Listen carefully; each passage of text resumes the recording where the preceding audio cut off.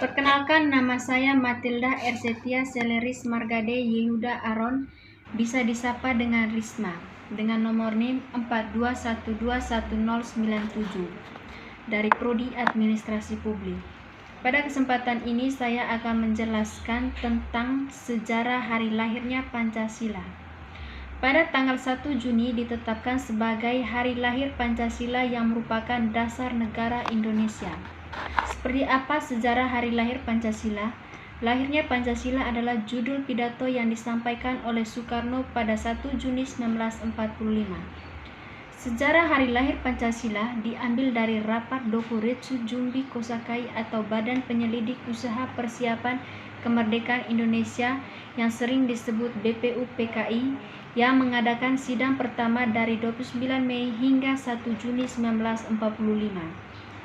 Rapat dibuka pada tanggal 28 Mei 1945 dan pembahasan dimulai keesokan harinya 29 Mei 1945 dengan tema Dasar Negara.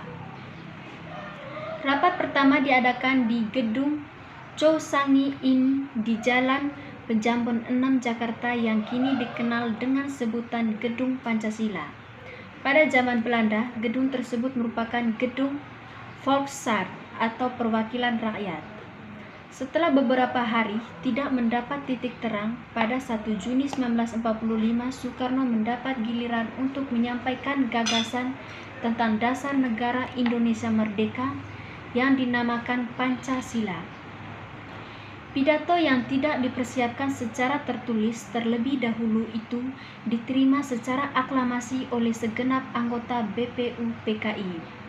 Selanjutnya, BPUPKI membentuk panitia kecil untuk merumuskan dan menyusun Undang-Undang Dasar atau UUD dengan berpedoman pada pidato Bung Karno tersebut.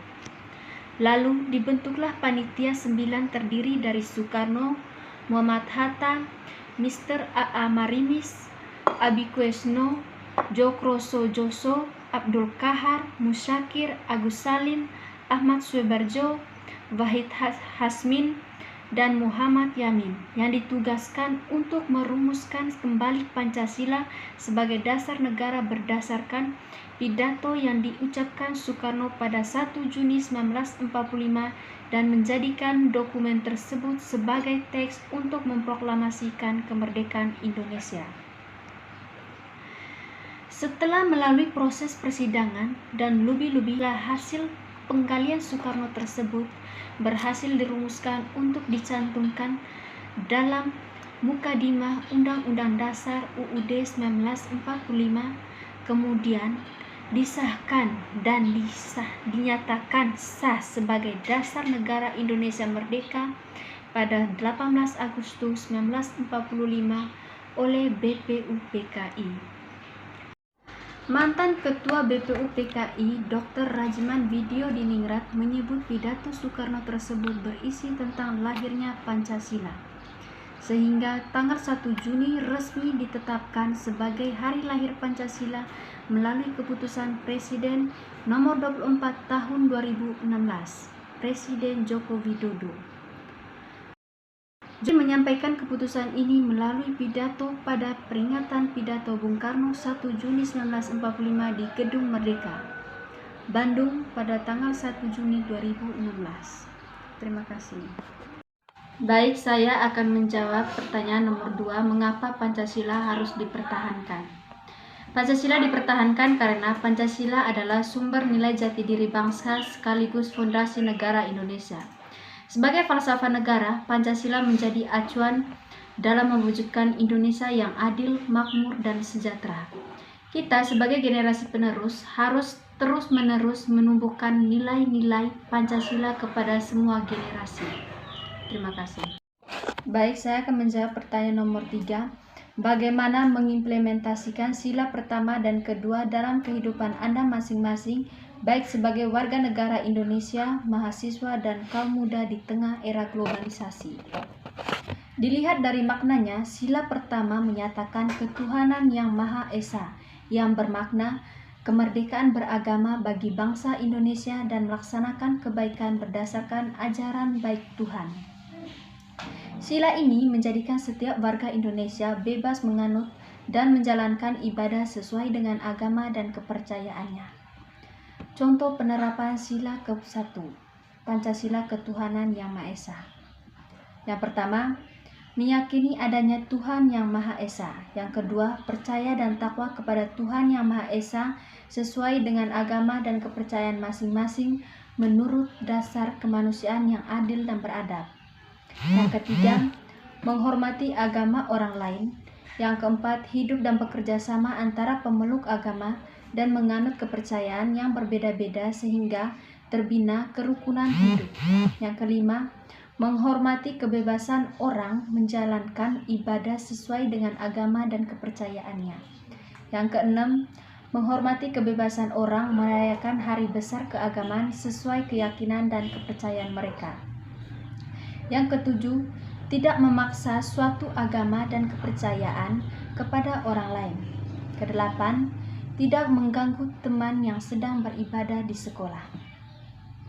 Yang kedua, sila kedua Pancasila di mana kemanusiaan yang adil dan beradab, di mana maknanya yang pertama, kesadaran. Makna sila kedua Pancasila yang pertama ialah kesadaran. Kesadaran perilaku setiap rakyat Indonesia akan disesuaikan dengan nilai-nilai moral dan tuntutan hati nurani yang ada pada sanubari setiap pribadi masing-masing. Atas kesadaran tersebut diharapkan bisa memberikan peran dan masing-masing lembaga masyarakat Indonesia untuk melakukan atau melaksanakan pembangunan setiap sesuai dengan kapasitasnya. Yang kedua, hak asasi manusia. Makna sila kedua yang berikutnya serta menghormati hak asasi manusia atau HAM antara individu yang sejatinya dimiliki seseorang ketika ia baru dilahirkan dari rahim ibunya. Ketiga, kemanusiaan. Makna sila kedua Pancasila yang selanjutnya adalah mengembangkan atau menumbuhkan sikap saling mencintai antara sesama makhluk atas dasar kemanusiaan. Jika bisa melaksanakan hal di atas, tentu saja tindakan manusia mempunyai batas yang akan mengurangi jumlah tindak kejahatan. Keempat, keadilan. Makna sila kedua Pancasila yang keempat adalah proses untuk tidak menerapkan kehidupan yang adil dan beradab. Makna yang satu ini sangat penting mengingat pembangunan yang ada harus merata serta harus dilakukan dengan terus mempertimbangkan jumlah penduduk, wilayah, dan hal-hal lainnya. 5. Tenggang rasa. Pengalaman dalam mewujudkan sikap yang terkandung dalam sila kedua Pancasila ini memberikan dorongan dan dalam memunculkan dan mengembangkan sikap tenggang rasa atau saling menghormati dalam hubungan sosial, baik antara individu maupun secara dalam membentuk kelompok masyarakat. Contoh penerapan sila kedua Pancasila dalam kehidupan sehari-hari. Yang pertama, menghargai perbedaan di tengah masyarakat yang terdiri dari banyak suku, agama, ras, dan adat istiadat. Yang kedua, senantiasa menjaga adat atau kesopanan, kehalusan, dan kebaikan budi pekerti kita dalam berbagai kondisi. Yang ketiga, tidak melakukan diskriminasi pada siapapun. Diskriminasi yang dimaksud ialah membeda-bedakan sesama warga negara, baik perbedaan karena tingkat pendidikan, kondisi ekonomi, dan lain sebagainya. Yang keempat, berani untuk menyampaikan kebenaran dan menegur kesalahan seseorang sesuai dengan adab yang berlaku di tengah masyarakat.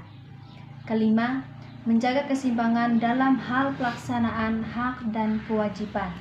Jangan sampai hak dan kewajiban itu kita mencederai hak dan kewajiban orang lain. Terima kasih.